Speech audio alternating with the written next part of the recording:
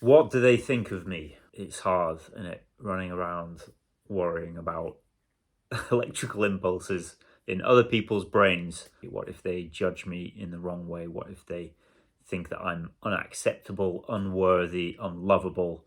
All of these things that I fear about myself. What they think about me is important. Like, that is really a game that we love to play, and the stress that's caused by trying to manage people's expectations. And of course, it's not necessarily what they think that is the problem, but it's how that might change their behavior. But there is a very visceral sense of, if they think badly of me, that kind of idea will start to spread out to other people around, and then my access to resources, essentially, like to love, respect, understanding, approval, will start to kind of recede, and then I'll be left on my own and isolated, which is one of our deepest fears. So today we're going to have a look at this. Tapping for fear of what people think.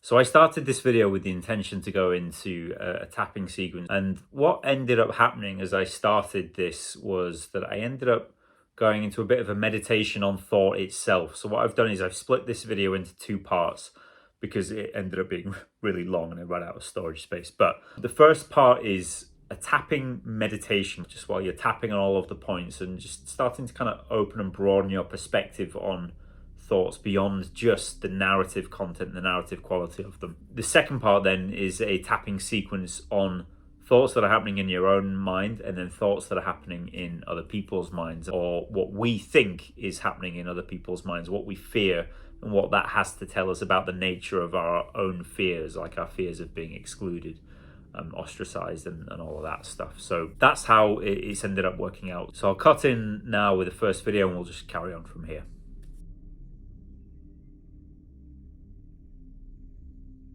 Anytime you're starting something new, like a new creative endeavor or something a little bit different, there's always that uncertainty of like, oh God, what if people think badly of me? And I heard people say before, what other people think of you is none of your business. And it's like, that's okay, but it still doesn't necessarily deal with the underlying fear. My system is mobilizing as if there was a real threat here, because in some cases, how people act based on what they think can feel like it's quite a threat. So we'll do a little bit of tapping around that and try to bring it back to what it is that we can control, which is how we show up. Because ultimately, the control that we have over what goes on in somebody else's brain, this is like a big exercise in letting go. We have to kind of let that go as much as we can and just show up and be more attentive to what we think of ourselves. Are we standing by our own moral code? Like, are we able to withstand the maybe external pressure and live authentically? Am I living in alignment, in accordance with my own values? Do I even know what they are? Which is a whole other field to delve into. God, it's a lot of work, but let's get started. Let's see what we can uncover. All right. Hand on the belly. Maybe hand on the chest.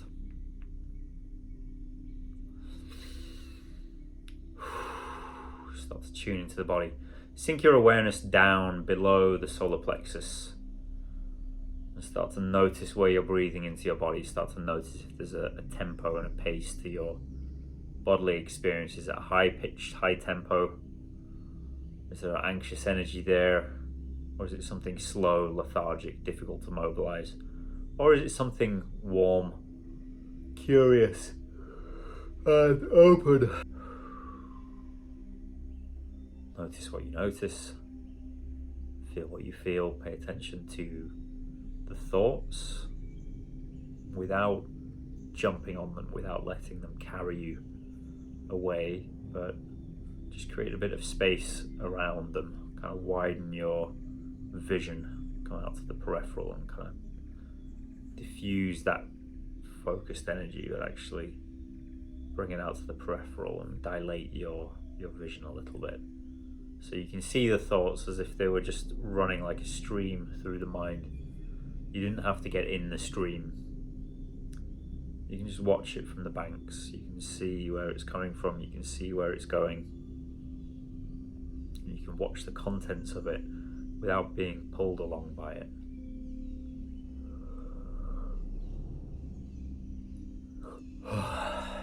You start to step back away from the stream. Maybe you start to see that the stream is part of a broader landscape of mountains, trees, fields. And the stream itself is not problematic. You don't have to stop the stream. It's just noticing that there's a lot more going on around the stream. There's a whole biological enterprise. Things happening in real time here, electrical impulses, heart beating, pumping things around the body, endocrine system, hormones.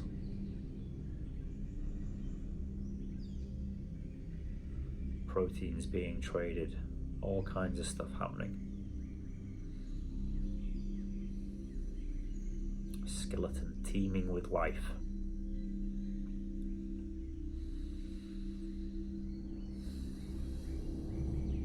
As you start to notice the thoughts in your own mind, and you start to see the quality of the narrative content of them, notice what that quality tells you. If you trace that down, what does that tell you about the state of your system? Are these thoughts aggressive and hard-edged, sharp, boxy, judgmental? Or are these thoughts like softer, gentle, more kind of peripheral, open, wider? Or are they just heavy, slow, dense kinds of thoughts? Whatever the story is, there's lots of variations of different narrative stories, but we're just looking for the quality, like the texture and the tone of each thought. Because that's what's going to give us the indication of what's actually going on in reality. Outside of the narrative content, outside of the hypnotic effect of the words, there's a whole reality that's actually happening, and we want to ground ourselves firmly into that reality, ground ourselves deeply into what's actually happening, rather than our storyline representation of that reality. It's like experiencing a place rather than looking at the road sign of the place. No, it doesn't tell you much about what the experience, like the feeling, the sense of the place is. And that's where we want to put our attention, in that kind of felt sense reality, without being too consumed by the storylines.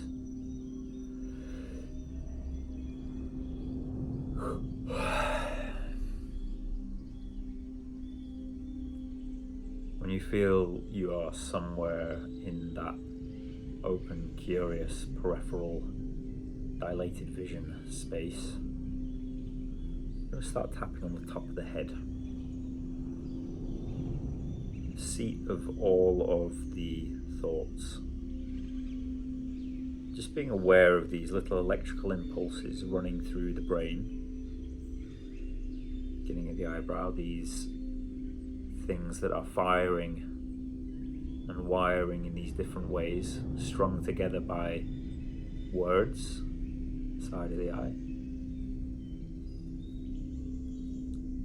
If we look into words deeply, deeper than the story that they create, we actually find a very complex series of highly structured sounds.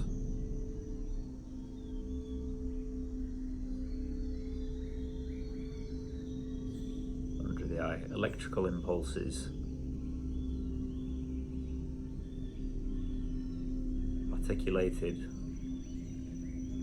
into sounds. Sounds creating a kind of a resonance.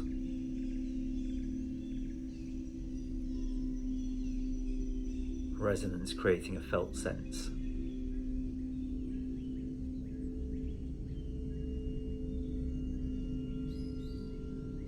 When we practice certain sounds, or we practice certain feelings,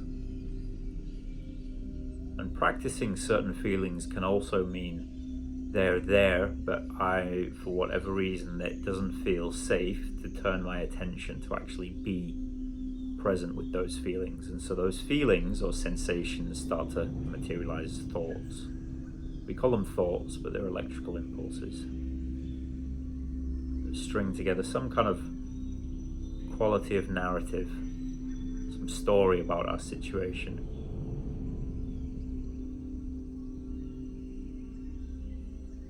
Which may be symbolic, but it's not the same as the actual reality, the realm of actual reality. And maybe the narrative is a very thin thread that runs through reality and has some power and influence over it. You know, the way you shape sound, the way you spin sounds off your tongue, through your throat, creates these constructions of reality, containers for experiences of reality. The collarbone.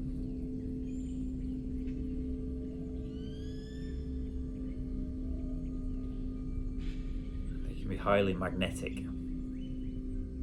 They can pull shapes into being.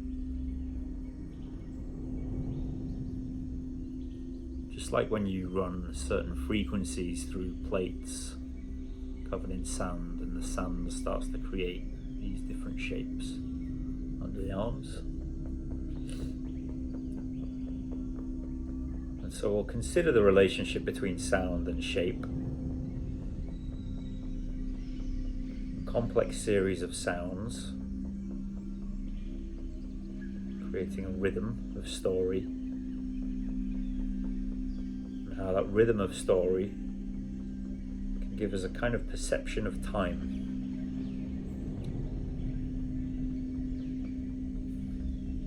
Liver.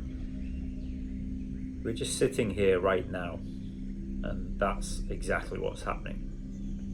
It doesn't require us to be anything other than we're already being. It's going to happen anyway, regardless.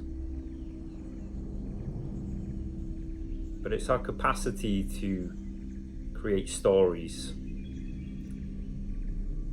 to fix particular sounds, words, thoughts, strings of words, sentences, the rhythm of a narrative to a particular situation that can create all kinds of motivations to move wrist to wrist.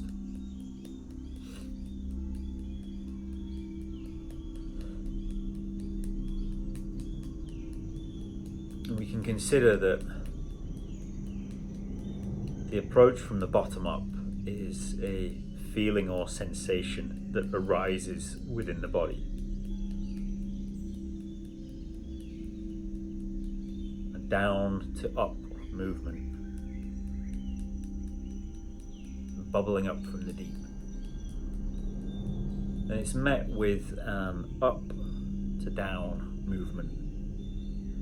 Electrical impulses, stories, narratives, as we try to position it somewhere in a meaning matrix that we've constructed. We have thoughts about it. When we have thoughts about our feelings is when we create emotions or energy in motion.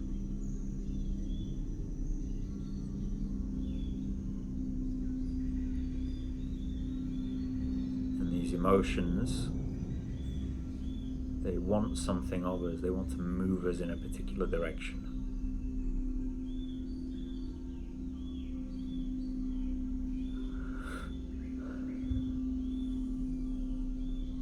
Side of the eye.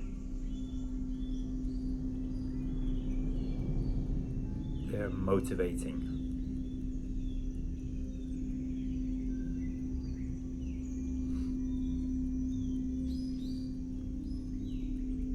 As we're slowing things down to stop and really consider all of this, contemplate the nature of what thoughts actually are. That might give us some good fundamental grounding to venture into an inquiry of our own thoughts about other people's thoughts.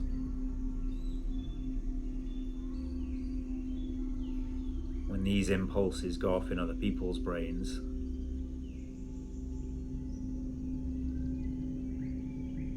impulses go off in our own brains. Or even more accurately, when we pre-imagine impulses going off in other people's brains, we create impulses in our own brains, imagining what might be happening in their brains.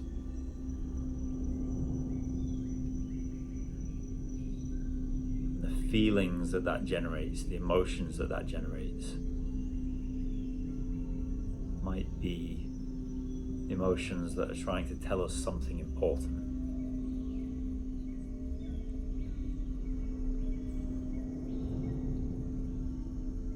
Fears that are asking for our attention.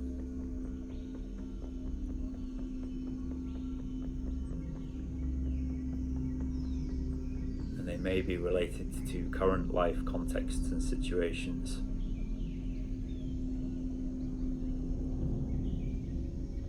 If we dig a little bit deeper,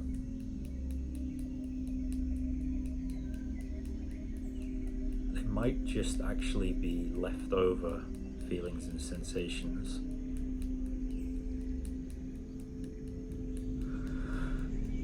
from a long time ago.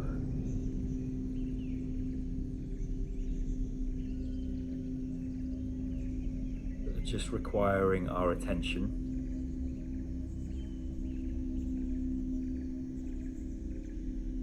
our presence, and our love.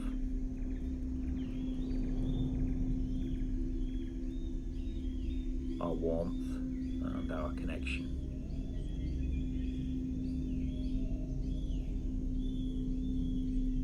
And as we start to listen deeply to them,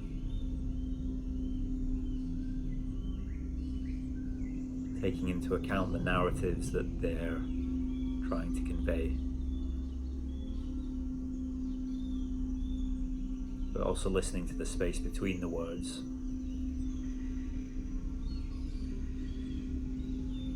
the texture, the tempo, the pace, the rhythm, the cadence, the pitch, the quality of the thoughts, the emotional tone. What are they trying to tell us about our system and what it's experiencing right now?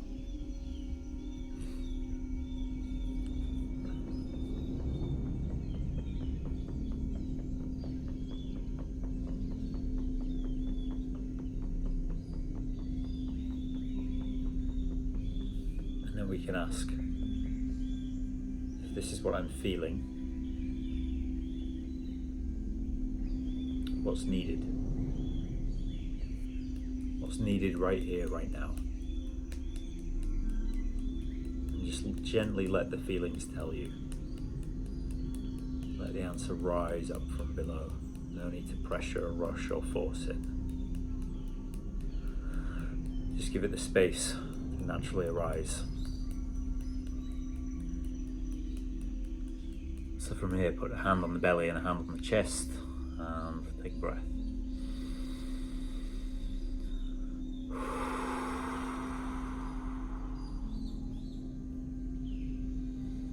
The questions that we're really wanting to ask is, what am I feeling?